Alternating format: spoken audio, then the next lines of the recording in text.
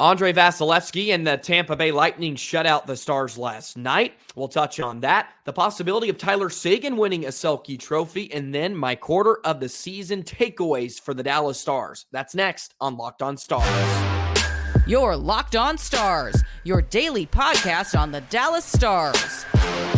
Part of the Locked On Podcast Network. Your team every day.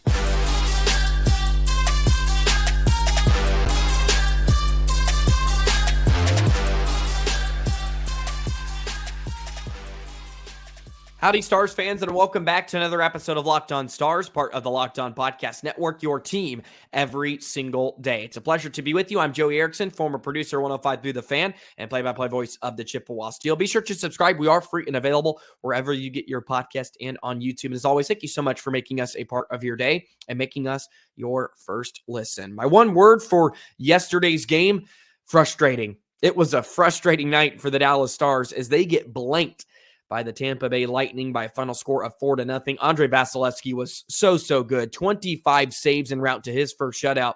He also ends the Lightning's 4-game losing streak. We'll touch on Tyler Seguin, too, with the possibility of winning a Selke Trophy. He's having a great start to his campaign, and we're a quarter of the way through the season. I'm going to give my takeaways on the Dallas Stars as well.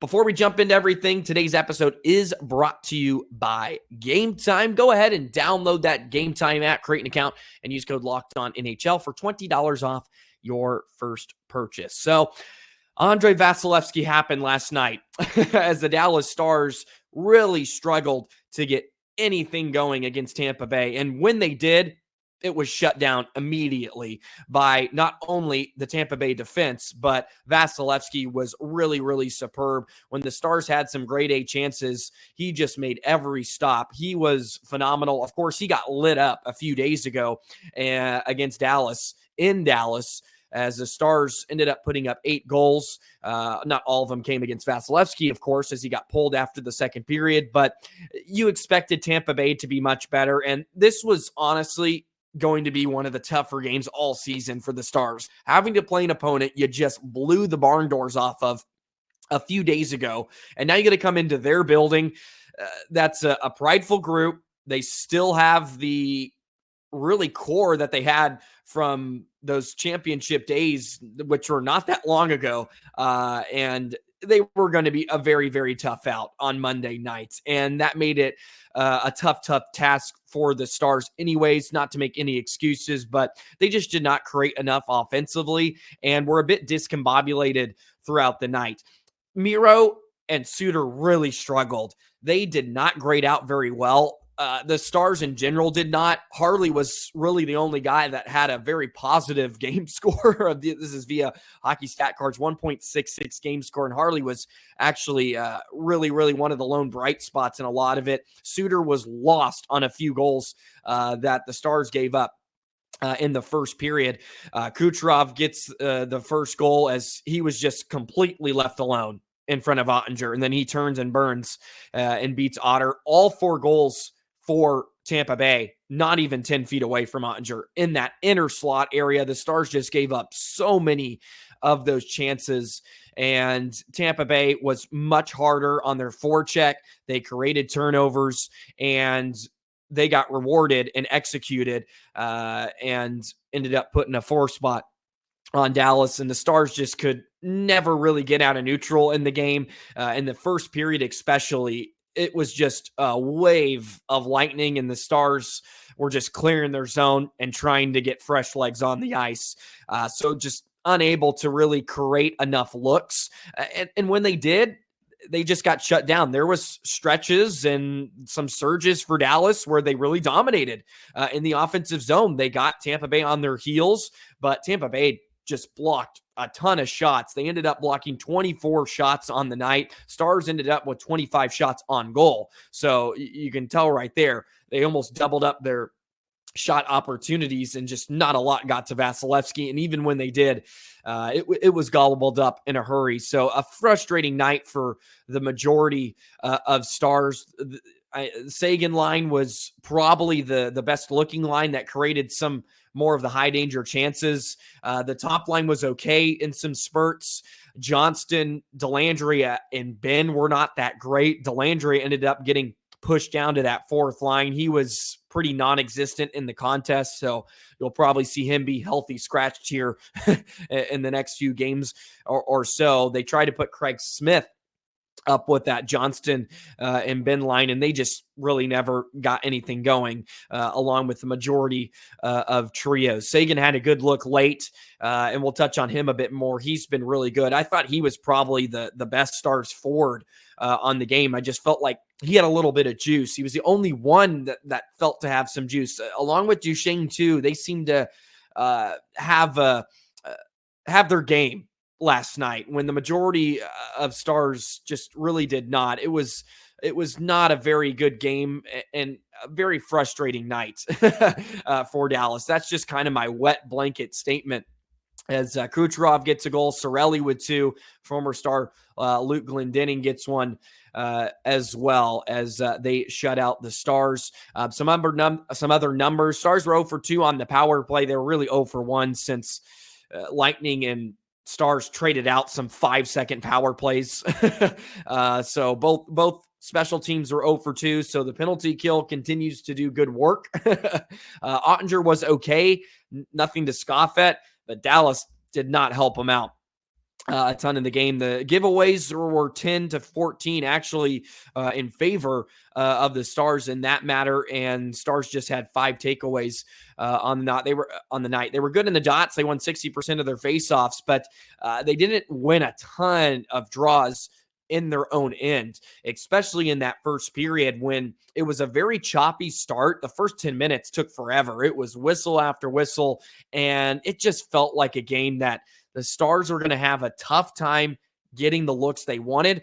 And when they wanted them or when they got them, it was just going to be shut down because of Andrei Vasilevskiy. And that pretty much held throughout the night in Tampa Bay. So unfortunate as the Stars dropped just their second game in regulation on the road this year, a chance to bounce back in a few days against Florida as they make this 3-game road trip. But Thomas Harley with a very good night. Seguin also graded out pretty well. Heiskanen and Suter were by far the worst in the contest, as they were both minus 3.72 for Suter and minus 2 for Heiskanen, as that pairing just had a really, really rough night. Heiskanen ended up playing 24 minutes. Harley actually played 22, which I think is a great sign. He played the second most minutes on the Stars last night, which is a great, great sign.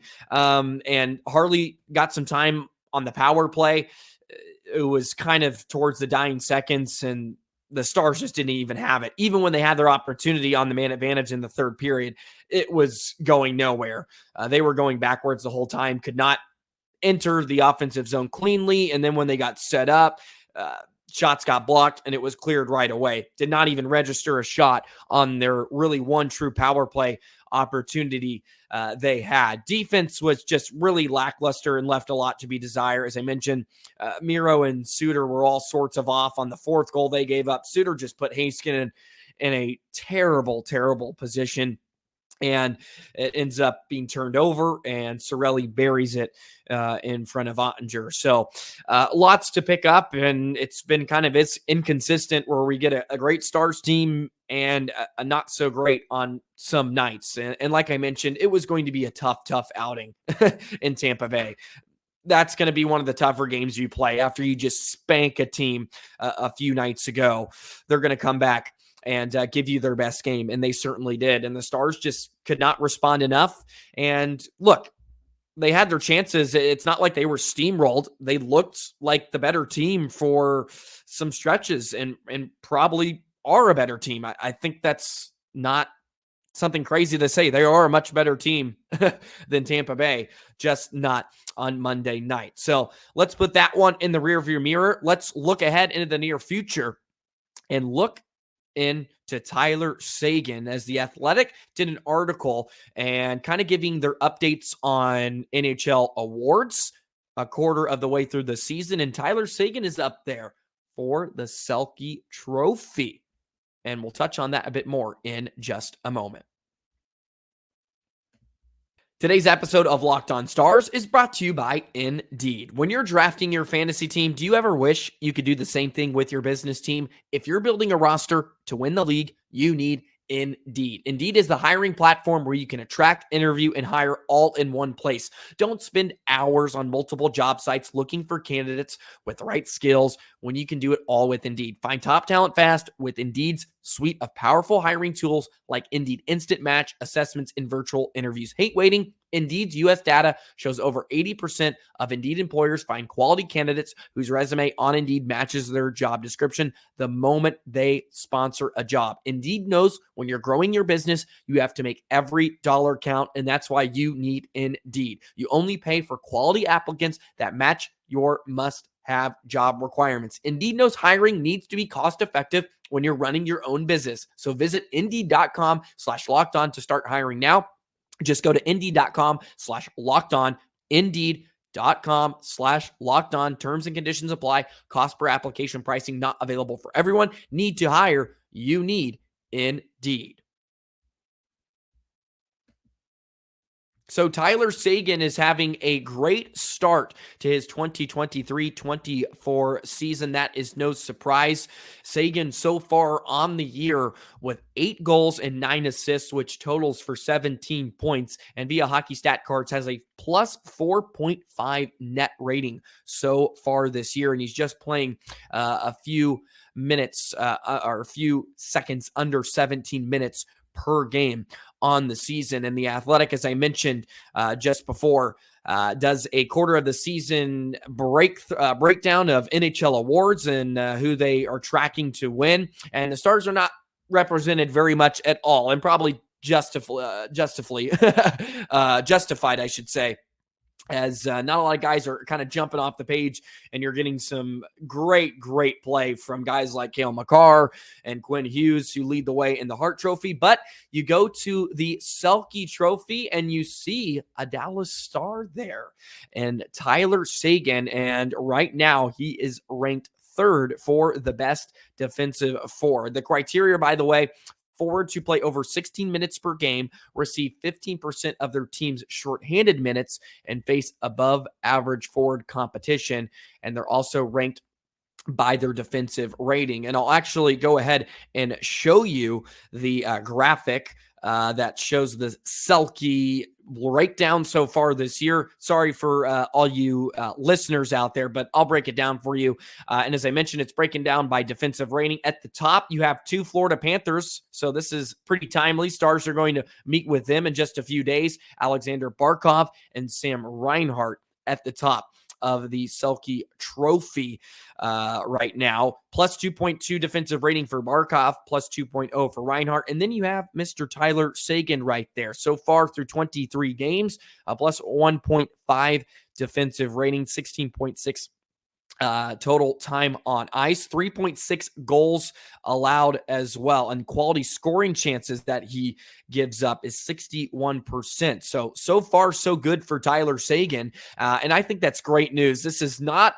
a trophy you would think Seguin would be up for, especially if you looked at him early on in his career. Now, as he's become a more 200-foot player, this is not much of as of a surprise, but he's also getting the scoring output needed in order to be up for a trophy like this. Look, all NHL awards have something to do with scoring on most occasions, and Seguin's having a great year. 17 points so far in the first 23 games, and it's no surprise that Matt Duchene is having a huge impact on him, but I thought that was really neat, as Seguin ranks 3rd right now. Zibanejad, Carlson, Teravainen are the 3 right below them, for all your YouTube listeners, of course, who can view this right now. So Seguin's having a great year on his defensive rating on via Hockey Stat Cards, 1.9 defensive rating, 2.6 offensive rating. He's also just,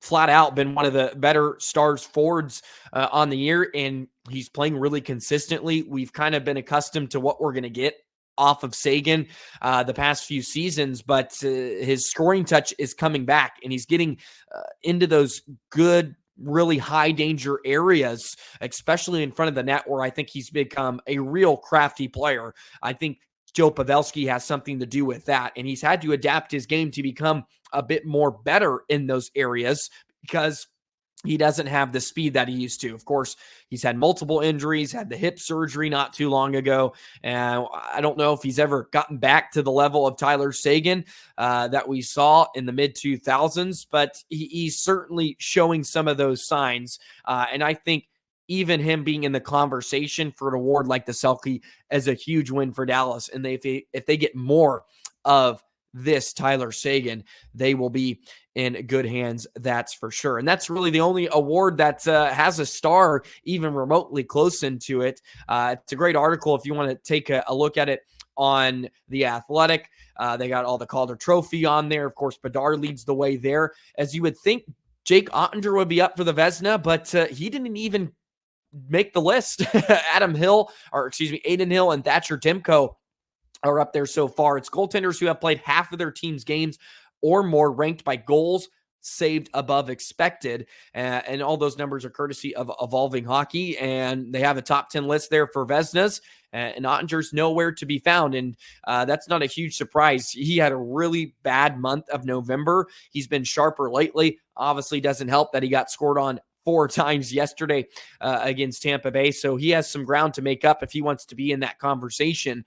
And you want to see him in that discussion, because if he is, that means the Stars are going to have a very, very good chance to win a Stanley Cup, which is the ultimate goal. But give some flowers to Tyler Seguin and the great season he's having so far. Played a good game last night, as I mentioned off the hop. I thought he was a bright spot for Dallas. Just seemed to have his juice and got stoned by Vasilevskiy on the breakaway late, unfortunately, as the Stars were trying to take that goose egg off the board, but they get blanked, and they'll have to find some offense some other ways.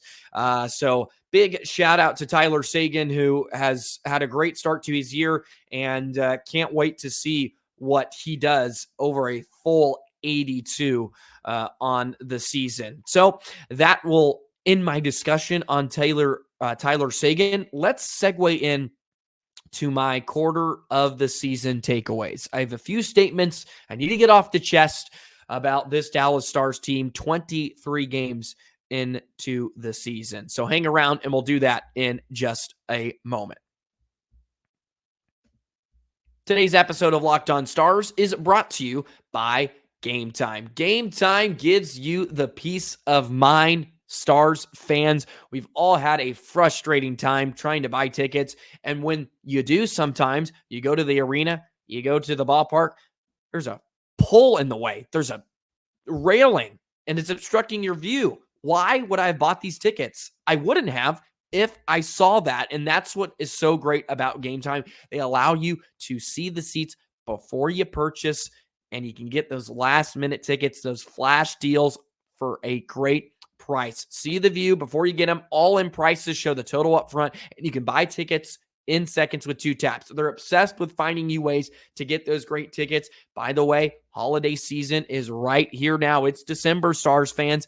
Think about those wonderful opportunities to get a Christmas gift, get a gift for any situation for your friend, a huge sports fan, your girlfriend, your boyfriend, whoever likes Stars games. Get them a little present. And do that with Game Time. Take the guesswork out of buying tickets. Download the Game Time app, create an account, and you can use code LOCKEDONNHL for $20 off your first purchase. Terms apply. Again, create an account and redeem code LOCKEDONNHL for $20 off. Download Game Time today. Last minute tickets, lowest price guaranteed. My quarter of the season takeaways for the Dallas Stars, 23 games into this season. They are 14-6-3, 31 points, which is good for second in the Central Division, just trailing the Colorado Avalanche currently. They also have the 3rd best points percentage in the Western Conference, and they only trail the Vegas Golden Knights and the Los Angeles Kings. So wanted to throw some statements out there about how I view this Dallas Stars club. Also, Locked On has launched the first ever national sports 24/7 streaming channel on YouTube. Locked On Sports Today is here for you 24/7, covering the top stories of sports with local experts of Locked On, plus our national shows covering every league. Go to Locked On Sports Today on YouTube. Go ahead and subscribe to the first ever national sports 24/7 streaming channel. Some great work we're doing here on Locked On. So my first statement on these Dallas Stars is inconsistency. And this isn't a huge criticism of Dallas, but they've had these kind of roller coaster games, at least in the last month, it feels like, where they haven't been able to get that consistency offensively that they would like, or just in general, their play. They have a lot of defensive lapses, even in their wins, and they've been able to manage a lot of their lulls this season. Look, early on in the year, they won a lot of games just because Jake Ottinger was, incredible. Scott Wedgwood has even stolen a couple of games for the Stars this season. And I think majority of teams would probably say that too. They're not playing their best currently, nor do I even want them to be playing their best hockey right now. At the end of the day, it's still December, and they're working towards playing the right way. I still think they're trying to find their identity a bit. And that is something I would like to really, really try to nail down, you could say, or at least I can start watching, but okay, this is their identity. And you'll probably find that, I'm thinking games 40 through 60 is when we'll really start to see that creep into their game. I still think they're trying to find that. And the inconsistencies can concern me a bit because this defense has really, really struggled at times. Even in their 8-1 win, a few breakaways they gave up to Tampa Bay. Some grade A chances, and you're going to give those up sometimes, but good teams execute, and we've seen them execute against the Stars this season, and things can really roll off the rails in a hurry. So I would like to see them clean that up and see if we can just get a little more consistency of kind of a five-man unit, offensively, defensively, get that power play to start rolling a little bit as well. The one thing that has stayed consistent is the PK. That has been up and down one of the best. And that is kind of into my next takeaway. The PK is phenomenal. They just really buckle down, and they not only kill penalties, they kill the penalty, the one they really need. Look at the 4-minute power play Heiskanen took a few nights ago. And yeah, they gave up one goal, but they didn't allow Tampa to score another, mainly due to the fact that Jake Ottinger was really, really sharp in the game. But look, he's a part of the PK unit too. When they're up 2 in the third period, they take a penalty to start the period. They get that kill, and they're able to hold on and close out games. I think that's just such a great quality and characteristic the Stars have had this season, and they lost a lot of penalty killers in the offseason with Glendening and Kiviranta. You've inserted Smith. Johnston's killing a lot of penalties along with Ben. Lindell and Hockenball have been great in those situations. So big ups on the PK unit. My other statement is, and this is no surprise, defense needs help. Lundqvist is now being healthy scratched. Who knows how long this is going to last? I think he's going to be back in the lineup for Florida, but if he's not playing the way at least the coaching staff is envisioning it, he could be up in the rafters a lot more nights than we may have thought going in the rest of the season. They're going to need some help. They're going to have to make a move. And we understand that. I think Jim Neal understands that. Chris Tanev is on the market. Noah Hannafin's another guy. Sean Walker is also another name that's kind of emerged recently, who's been playing in Philadelphia and is having a good season. So the Stars are going to have to go out and make changes somewhere just to bolster up that defensive side of the puck, because look, even their best guy, Miro Heiskanen, on some nights is not having the brightest of moments. And I don't know if that's a workload thing, if it's a Suter thing. I think some of it does have to do with Ryan Suter. He's not the best partner for Miro Heiskanen. But look, the Stars are shorthanded in a way. They don't have a lot of others to play with him besides maybe Harley, but then you're going to leave somebody else out, and maybe Suter's dragging down another guy. So that's just kind of the bullet you have to bite if you're the Stars so far this season. Plenty of things to improve on and plenty of things to continue to get better. And I think that's the great thing about the Stars. I don't think they've played their best hockey yet, and nor do I want them to, right? Just 23 games into the season, plenty of things we can continue to see, and hopefully they find a little bit more consistency. That's my main concern, and what I'm really worried about going forward. I just want to see them on most nights. We can kind of understand what we're getting, because right now it's just like, what team are we going to get in the second half of a hockey game? What team are we going to get right off the hop? I feel like there's some question marks with every game. We don't know who's going to show up to the rink that day, and maybe the majority of teams are feeling that way as the season progresses along. But look, I want my Stars to be hot and ready to go on more nights than not. So those are just a few of my quarter of the season takeaways. Please let me know yours as well, how you feel about this Dallas squad so far this year, but not a ton to complain about by any means. Look, off to a great start, second place in the Central Division. That's where we expected them to be. Sometimes it's hard to remove yourself and look at the big picture, and you got to remind yourself of that and do that at points throughout the season. But sometimes it's fun to be nitpicky. Look, I have concerns. I want to voice them. Okay, sue me. Anyways, be sure to follow me on the Twitter thing at or X, whatever it's called these days, Joey the Jet 19. I pump out some content on there, and you can always contact me there if you want to throw me out something. Always appreciate it. So Stars will take on the Florida Panthers tomorrow night. Hopefully a bounce back effort against the Panthers, who are having a good year this season. Of course, made to the Stanley Cup final a year ago, as the Stars make their little Eastern Conference road trip, game 2 of 3 tomorrow night. We'll touch on the Panthers and take a look into that game tomorrow. Can't wait to catch you there. As always, thank you so much for your support and all your feedback so far this season. Enjoy the rest of your Tuesday, a night off of Stars hockey. We'll be right back at it again tomorrow. So long, Stars fans.